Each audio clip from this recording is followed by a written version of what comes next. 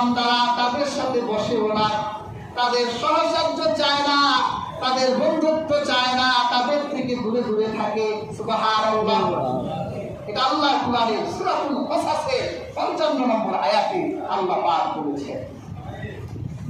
তবে হাজরিন, আপনি ব্যক্তি স্বার্থে যদি মানুষের হ্যারাসমেন্টের শিকার হন, তাহলে আপনি তাকে ক্ষমা করতে পারবেন, এই ব্যাপারে হাদিস আছে।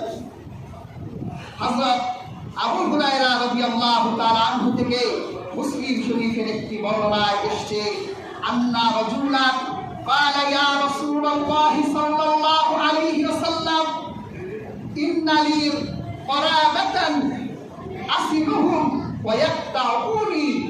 এক ব্যক্তি রাসূলুল্লাহর কাছে আসলেন, এসে বললেন, হে আল্লাহর রাসূল, আমার এমন কিছু আত্মীয় আছে যাদের সাথে আমি ভালো আচরণ করি, কিন্তু তারা আমার সাথে সম্পর্ক ছিন্ন করতে চায়। ওয়া উহসিনু ইলাইহিম ওয়া ইউসিউনা ইলাইয়া। আমি তাদের সাথে দয়া পরবশ হয়ে যাই, কিন্তু তারা আমার সাথে খারাপ আচরণ করে, দুর্ব্যবহার করে। ওয়া আহলুমু আনহুম ওয়া ইয়াজহালুনা আলাইয়া। আমি তাদের প্রতি সহনশীল হই, কিন্তু তারা আমার সাথে বর্বরতা চালায়।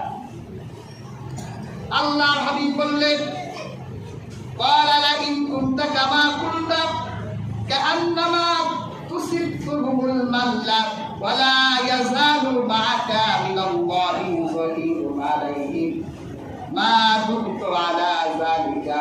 আল্লাহর হাবিব বলেন, তুমি যেই রকম বলেছো যদি ওই রকম হয়, যে তুমি তোমার আত্মীয়দের সাথে ভালো আচরণ করো, কিন্তু তারা তোমার সাথে খারাপ আচরণ করে, তুমি তাদের সাথে ভালো আচরণ করতে থাকো, আল্লাহ পাক তোমার পক্ষে একজন ফেরেশতা দাঁড় করাই দিবেন, তার ক্ষতিগুলো ফেরেশতা দূর করাই দিবেন। যদি আপনার